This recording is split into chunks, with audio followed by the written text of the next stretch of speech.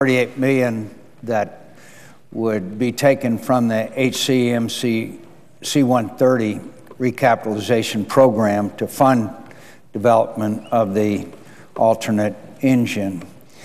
I don't think there's any doubt that given the conflict in Afghanistan as well as Iraq, but particularly now in Afghanistan as we move into the southern part of the country, the HCMC 130s are really critical weapon systems.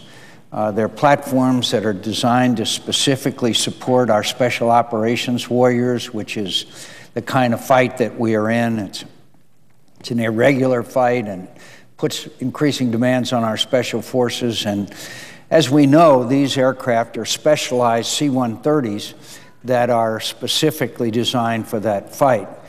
They have capabilities such as aerial refueling and gunship weaponry that meets the requirements of the Special Operations Command. So I would be very reluctant, in fact, strongly opposed to take funding away from Special Operations and use it to fund the second motor for the Joint Strike Fighter. And it's a time, obviously, when we're fighting two irregular wars, and it's not the time to take this funding away. According to the Defense Department, the current military requirement for the HCMC 130Js is 60, 37 MC and 31 HC aircraft. The department recently recognized that the needs to modernize aging, worn-out special operations and combat search and rescue fleets is urgent. According to the Office of the Secretary of Defense, that, and I quote, the cut to these aircraft would slow down deliveries to the warfighter of the HC-130 and the MC-130, impacting both the Air Force's Air Combat Command and the Special Operations Command.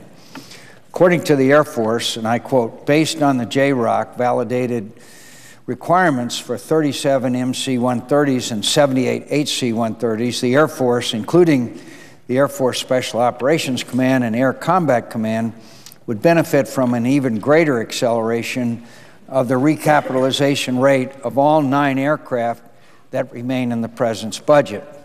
So taking money out of this program would delay the delivery of new aircraft to the warfighter. So I think that if General McChrystal were here and our other leaders there, I think it would make it very clear that in the very difficult situation we face in Afghanistan, large areas of geography that need to be traveled and controlled, that these aircraft are very much needed.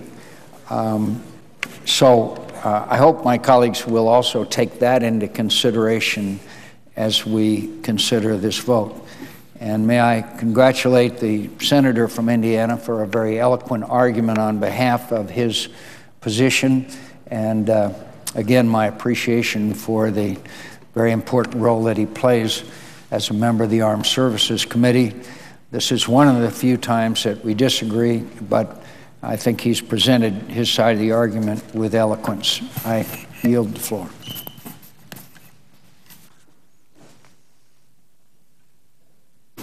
Madam Chairman.